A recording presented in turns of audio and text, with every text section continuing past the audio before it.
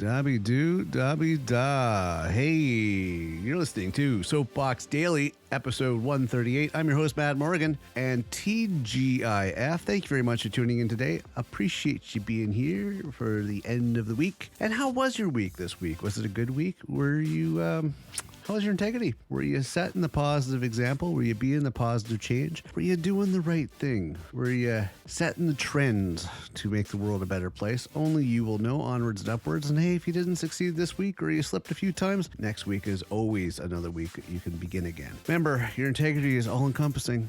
It is a legacy to leave that you can live right now. Be the best you can be. So today, what are we talking about on this glorious Friday, heading into the weekend? We are talking about today, yes, because it's been a little over a year since the anniversary, the aftermath of the so-called freedom protests. And as I like to spell it in this particular case, freedom, being free, F-R-E-E, and then D-U-M-B. Because frankly, between you and I thought interesting when I heard about it about a year ago, when I'm sitting back at home and I'm like, all right, well, there's this rally coming to Ottawa. A bunch of trucks coming down the Queensway, coming down the highway, and they're heading downtown. I think, okay, I'm thinking it's a daily thing, or just for the day, people want to speak up and speak their piece and say their piece and everything else. And I'm like, all right, so, caught it on the news and caught it on websites or anybody that was actually streaming. And I'm like, all right, let's check what this is about. Figured, the trucks are going to go downtown and they're going to do their thing and whatever. People are going to protest because, growing up as a kid, I went to protests. My parents were union. They went to protests all the time downtown and for sometimes a couple days. But, I'm thinking it's just about protest. People are just trying to have their voice be heard. And that's one of the rights that we have in Canada, which is great. But, it just seemed to be next level as the day went on and it went into the evening and then it went into a couple days. And it was just like, wow. And then I get a call from my best life friend, mate, whatever, that I've been friends with since I was a kid. And he's like, come on, let's go downtown, blah, blah, blah. And he starts ramping on him all this stuff. And I'm like, yeah, no, I'm good. I'm working and everything else. I got a job to do. And, I'm surviving the COVID thing. I don't think it's a good idea for gathering in large numbers at this point. Well, this is when I realized the world has changed. And this is kind of why we're talking about this today is my friend who I've been through thick and thin with since childhood turned on me like day and night. It was crazy. And, called me a whole bunch of slanderous names, including racist, and slammed the phone down and blah, blah, blah. And just, that was it. That was the last time I've heard from the man. I mean, except for a few really gibberish type text messages. And that was it. That was about a year ago. And wow, you've been friends with somebody for well over 40 years. And it takes a protest to create a divide, which I thought was kind of interesting, the comments that he made towards me about calling me a racist, especially since at the beginning of the freedom protests, it was, brought to light, freedom protest, trucker protest, whatever you want to call it. I don't want to call it a trucker protest because I find that slanderous towards truckers. It gives truckers a bad name. And my viewpoint on truckers has always been as a kid, they're the knights of the road. They're white knights of the road. They're to help people. They're good. So I can't call it a trucker protest because a large portion of the trucker community did not get involved into this. It was a small segment that did. So, but the fact that my friend of forever had turned against the friendship that we've had and decided to support this movement, this cult movement is the only way I could explain it, this brainwashing. It was absolutely, wow. It was surreal in the sense that I figured, okay, well, the world's changing. The world's changing. And this protest went on. And let me tell you, I don't think anything positive came out of this protest. I really don't. And, there's always going to be some bad with the good, and I understand that. But here you have a protest that included everything from sexual assault, rape, vandalism, looting, fights, this, that. It was nothing peaceful about it. There was a lot of negative and a lot of bad that happened to it. And although by definition, the actual notion of the thought behind it might have been expressed as being a positive one, it had no merit. It really had no merit. From my viewpoint, and again, this is my own opinion, it was a small handful of people that wanted to seek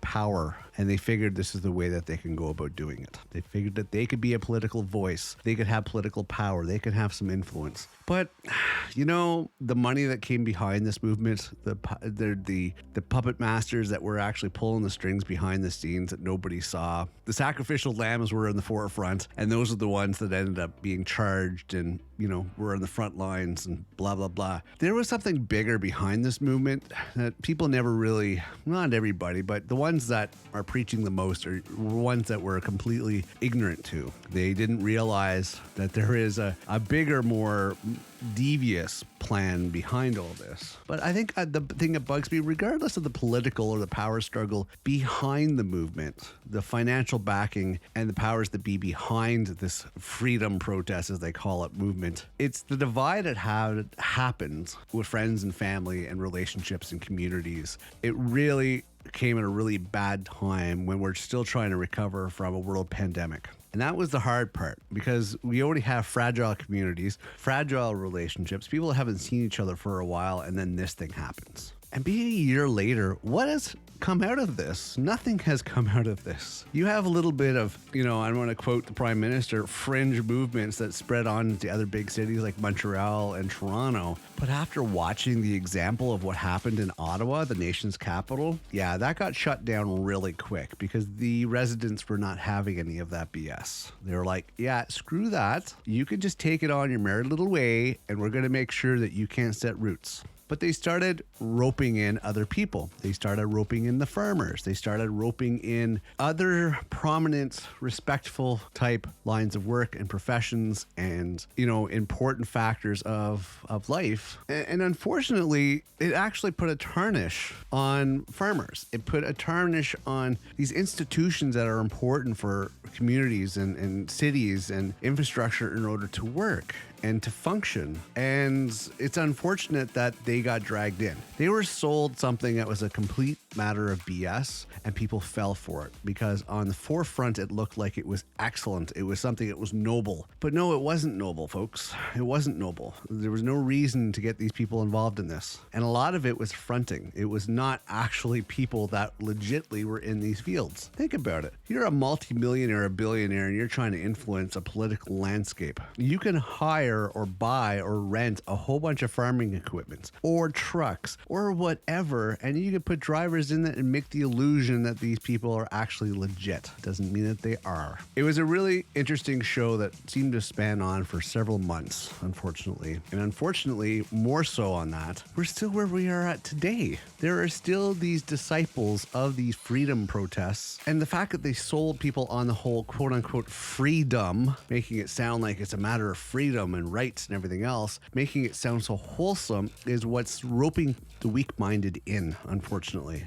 And these disciples that have fell for this snake oil salespeople that have sold them this miracle or this completely noble movement are still brainwashed by it. And I'm going to refer back to my friend, my lifelong friend that I have lost, which I was reminded today when I ran into one of our friends that, we grew up with as well. There's four of us who are all part of a group. And I ran into one of them today and I'm like, hey, so how's our buddy there? Oh, and the report I got back was, yeah, he's still crazy and he's bashing people and he's telling people off and he's preaching and all this stuff. And I'm like, I haven't talked to my best friend since I was a kid forever because of a year ago when he decided to go off the rails. And to find out a year later, he's still a brainwashed disciple of this movement. And there's still fear. There's still fear in downtown Ottawa, the nation's capital. There's still people that are having anxiety because of those blazing horns and fireworks and the crime and the uncertainty and the insecurity and the lack of safety and everything else that happened during these protests. It's unfortunate. It rocked the city and it didn't do anything beneficial overall. It's unfortunate. There's a lot of fences that need to be mended in this particular case. And I'm hoping that people will see the light of day and see what they did wrong and come to terms with the fact that this freedom movement protest was a complete farce and it didn't make a difference. And if they're trying to leave a legacy, this is not how they're going to leave it. And that they should mend those fences. They should mend those relationships. Because to break apart a friendship, to break apart any relationship, to break apart a family, like my buddy here is ostracizing his family even, is completely pushing everybody aside for this whole freedom movement message that for some reason he got sold on. So that's something, folks. That's something. And I'm reading a lot of articles from a year later. A lot of people had a lot of unrest because of it. So I'm hoping we can put this behind us. And I'm hoping this small little cult following or leading that's trying to actually bring more people into this madness. I hope that they kind of have a wake-up call and realize that our approach is not the way that it should be done. That they should find a better way to actually make a positive change. And, hey, tell them, by all means, feel free to reach out to me and I'll let you know what integrity means. All right? Like I'm always telling people, have integrity and be the change the world needs. You know what? This is not the change the world needs, and you're not going about it the right way. So keep that into consideration when you make your next step, your next move. There's better ways to actually change this world for the better. All right, I'm going to wrap this up for a Friday. I went a little bit of overtime, but this is something I need to get out because, as I said, I ran into a buddy of mine getting an update of what's going on, and there is a better way to change this world. Don't be a follower, be a leader, but do it in the right way. Do it in the positive way. Try to influence other people to do the right thing, to live positive lives, to have life with integrity and honor, and do the right thing. Violence, hurtfulness, any sort of things that, are aggressive, that's not the way to do it. You can do it peacefully. You can do it right. Be the best person you can be. Try to influence others to have integrity and do the right thing, and you will change the world eventually. But sit down and do it the right way. All right, that's about it. Hey, I'm your host, Matt Morgan. I hope you have a terrific Friday moving forward. I hope you have a terrific weekend going forward. And as always, keep your integrity in check. And if you're bored this weekend and got nothing to do and you want, please check out our Central Hub website of themadmorgan.com. Yes, themadmorgan.com for more information on all our podcasts, all our projects, everything we got going on. Yeah, we're going to be doing some work on that this weekend, so check that out. More stuff is going to be out there. Have a great weekend. Take care. I will see you on Monday for our next episode.